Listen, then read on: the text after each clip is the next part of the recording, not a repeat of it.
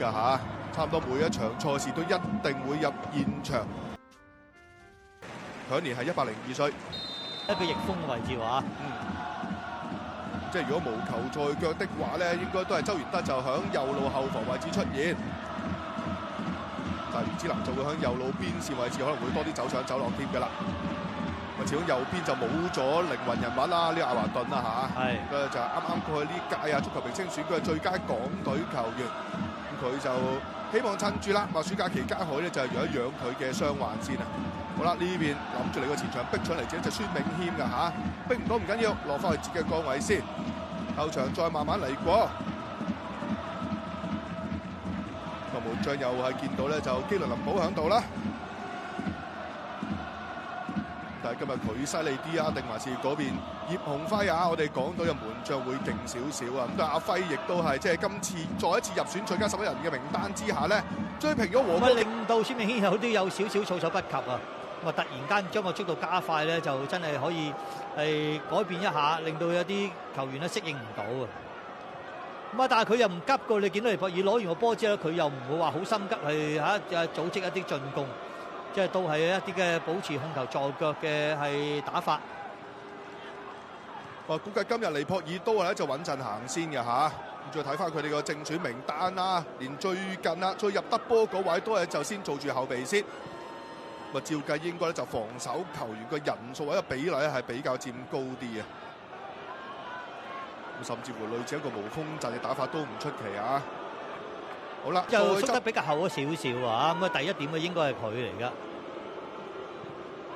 咁啊，所以啊喺一啲嘅防守轉守為攻嗰下咧，啲球員嗰個跑動嘅方向咧，都會令到後防加上前先啦，哇！米高啲 first touch 咧，仲有好大幅度嘅進步空間，其實啊，佢好後生啫，仲有大把時間練。係。但始終係代表港隊都一段時間啦，咁所以似乎球迷對佢嘅耐性咧就開始越嚟越少啦。咁呢方面都要留心啊嚇。因為本身佢就應該好多時間練啊，所以佢就成日喺德國飛翻嚟香港踢波，由香港嘅飛翻過去，變咗嘥咗啲時間咯。咁啊，過呢個球季就效力呢個咧就德國第5級別嘅地區聯賽球隊啊，叫做 VfL 萬海姆，咁入咗4球波啊全季。攞咗個季軍啊！響佢嗰區嘅地區聯賽送翻上前先啦，左手邊位置再不過不出波咧就彭迪嘅嚇，俾少少意見佢咯。就最緊要響個防守對面嘅快翼方面啦，佢移動速度啦、轉身速度一定會快過周元德，因為周元德本身就係一個中堅料啊，叫做係啊，中堅身形。好啦，呢邊尼泊爾嘅機會有一個就送到埋。仲要正箭頭米高啦，我個人認為佢要更加善用自己嘅身形添啊！佢唔係太用到啊，暫時佢硬件其實好好啊。係啊，咁啊你見佢身形啊，各方面嘅步啊，真係都幾闊啊，咁所以就有咁嘅速度。但係就見佢要波嘅時間就即係同啲隊友嘅配合真係唔係話太好嘅啫。但係始終啲小技術方面係比較粗糙少少啊。好啦，呢邊又玩下啲小組嘅組織先，再回翻轉頭。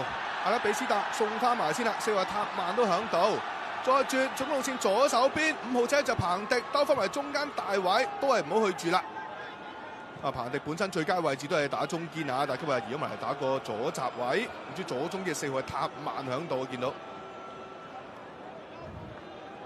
塔曼就係後場箍波叫第一人啦嚇，佢叫做後場嘅指揮官，負責發板嘅。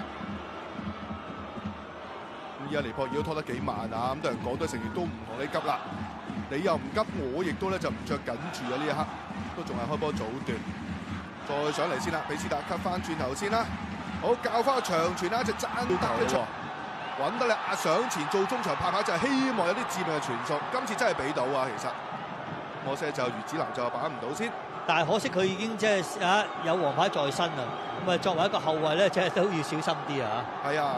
因為佢而家始終喺同一場比賽，佢要攻守轉換嘛，佢要不停遊走於中場同埋防守之間，咁變咗我驚有陣時候攻轉守佢回唔切咧，就要有一啲反擊動作。你對住阿富汗啊、尼泊爾啊、澳門啊，你咪可以咁樣做咯。但係你要話對住印尼、新加坡啊，或者馬來西亞，甚至乎即係再強啲嘅係日本、韓國嗰啲，你冇可能咁樣做噶嘛，係咪先？的確，而家東南亞好多地方嘅足球都不停咁進步當中，甚至乎突然間嘅戰鬥力係大增添嘅。嗱，譬如話就印尼啊，大家知道有好多入籍兵啦，好多譬如喺荷蘭出世啊、荷蘭揾食或者歐洲出世嘅兵團都入晒籍，就變咗突然間佢哋戰鬥力方面咧大幅度提升咗唔少啊。咁啊，馬來西亞亦都見住你進步啊，尤其是喺個比賽速率上面。咁所以我哋港隊成員都要繼續不停加油先啦。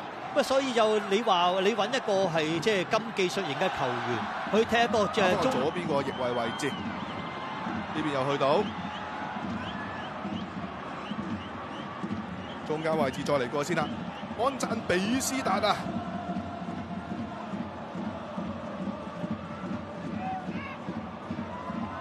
咁就40分鐘啊，已經。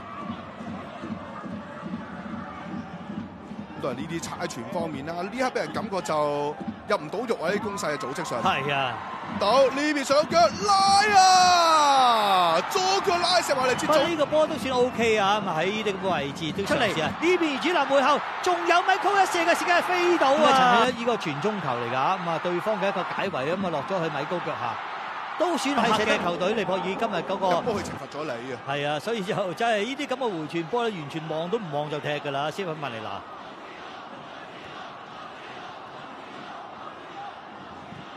好啦，上次左腳呢一下就一個轉過嚟左邊位置，都有得幾到位嘅。有人走位㗎，但係睇唔到，可能都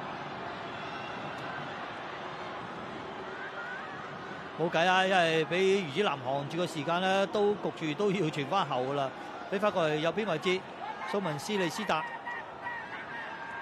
都考慮咗好耐，都係俾唔着，都係要回後啊！因為佢哋嗰個無球跑動嘅球員咧，嗰個人數就唔係太多喺前邊，咁啊，所以就都冇乜選擇㗎啦，可以話係。嗰個排陣基本上冇一個正箭頭嘅球。係啊，仲係人多啊！佢哋失咗波嘅時間咧，其實佢哋即時係搶截咧，嗰個成功率都幾高下。個後冚個呼應都真係唔夠啦嚇。係啊，暫時港隊防守真係相對舒服嘅。好，右手邊位置有禮咯，就係沙利殊斯利斯達回翻轉頭先。都係做唔到人數優勢嗱，3個猜4個啫，只能夠都係。佢得唔係太順啊！好，呢邊嘅加蘭有冇機會挑戰啊？都係唔係好敢去嘅，你見佢都話有少少怯怯地噶嘛。好啦，一個2打1，落咗底線，扣翻轉頭出㗎啦，係咪？個波先到都係人氣急升啦。呢邊俾翻上就嚟自顏卓斌係俾失咗，連再打個反擊，4-5個報翻住你先啊嚇，都係焗到尼泊爾球員只能夠回傳嘅啫。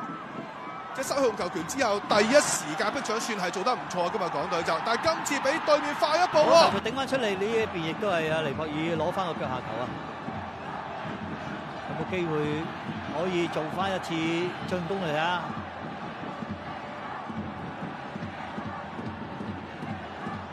稍稍你見啊，祖連奴埋逼佢，佢都個波都唔係話太夠膽係送上去前邊搏一搏。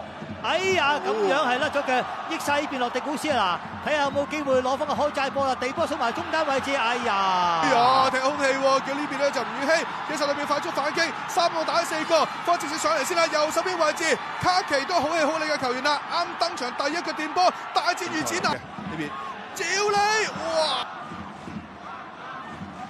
我估唔到尼泊爾頭先嗰個嘅角球咧，都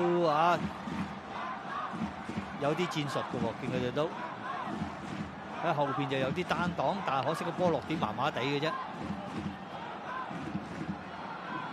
左邊又嚟過先啦，又係見到一隻徐雲嘅單對單防守，咁啊再多個魚之行落嚟幫忙。左腳就係費蘭多，啲攔截到個波推返出嚟中間位置，有冇人幫到佢啊？側邊仲有祖連奴，哎呀，搏到個犯規，俾對方係撞跌啊！一個係文尼拉馬，黃牌又好啦。